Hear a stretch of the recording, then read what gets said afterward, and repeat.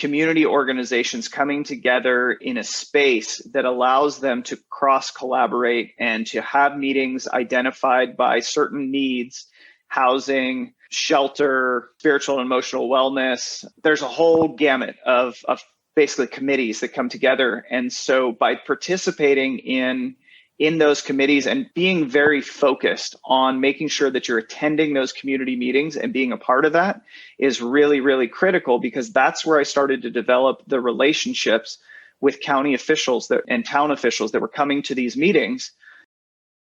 I mean, we went from trying to get the community back together to implementing rebuilding to realizing people were having serious struggles, both with the county and the town, permits, whether or not they were allowed to live on the property, Cal OES debris removal. I mean, there were just unforeseeable events that kept popping up. And then we realized they're all the same. We're all having the same issues everywhere. They just look a little different. And so I think that, that's also a unique thing you can bring as a leader is hope for people. And just to say, I can't solve it, but this day too shall pass, and the next day and the next day and the next day.